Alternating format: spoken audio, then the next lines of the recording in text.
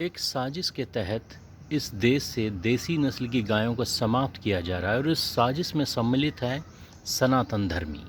सनातन धर्मी का brain wash कर दिया गया और हमें ये सिखा दिया गया कि गाय का दूध नहीं पीना है, भैंस का दूध पीना है, जर्सी गायों का दूध पीना है और हम निरंतर बीमार पड़ते चले जा रहे हैं क्योंकि हम देसी नस्ल की गाय के विज्ञान को नहीं समझते। इसके भीतर एक सूर्य केतु नाड़ी होती है, हम उस विज्ञान को नहीं समझते। इसके भीतर जो एंजाइम्स की चेन होती है उसके विज्ञान को नहीं समझते। और जानते हो, कोई अगर देसी नस्ल की गाय का दूध अगर आप तक पहुंचा दे तो आपको यह दूध लगता है महंगा, क्योंकि आपके भीतर तो इच्छा है सस्ता पाने की। और आपके भीतर जो सस्ता पाने का एक कीड़ा है, इस मानसिक रोग के कारण आपको बहुत सस्ती चीज़ें उपलब्ध कराई जाती हैं, परंतु वो सब जहर है। सुबह सुबह ही, मैं हरिद्वार में रहता हूँ, सुबह सुबह ही आंचल डेयरी की वैन यहाँ पर घूमती है, 50 रुपये किलो दूध देती है, सोयाबीन का दूध जो जहर है।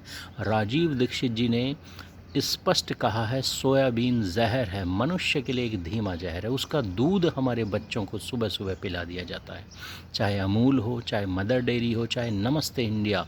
ये तो दावा करती हैं कि हमारा दूध सबसे गाढ़ा है, 50-55 रुपये किलो दूध, क्योंकि हमें तो सस्ता चाहिए, शुद्ध तो हमारे लिए महंगा है। और इन सस्ते दूध को पी पी कर हम जो भयंकर रूप से बीमार हो रहे हैं, इन बीमारियों में जो लाखों रुपया खर्च होता है, हम सोच नहीं पाते कि वास्तव में हमारे लिए सही क्या है और गलत क्या है। अगर आप देसी नस्ल की गाय का दूध पीएंगे, जो हम गोधुली पर 70 रुपये किलो उपलब्ध करा रहे हैं, वास्तव में महंगा नहीं है। इसकी आय से होने वाला धन गायों के संवर्धन में खर्च होता है।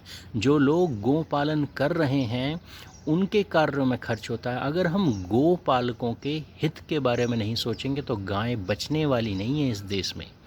और एक एक व्यक्ति भयंकर भयंकर बीमारियों से ग्रसित होकर मरने वाला है। अगर आप चाहते हैं इस देश में गायें बचें, देसी नस्ल की गायें बचें, तो थोड़ा सा गौ पालकों के हित के बारे में सोचिए। पहले हम लोगों से दान मांगा करते थे, गौ संवर्धन के लिए दान मांगा करते थे, गायें मांगा करते थे, ज़मीन मांगा करते थे, आपने वो भी नहीं दी। अब हम दूध दे रहे हैं, आपको ये दूध महंगा लग रहा है। तो हमें अपनी इस मानसिकता को सुधारने की ज़रूरत है। जो धन गायों के संवर्धन में खर्च हो रहा है, ये वास्तव में असली दान है।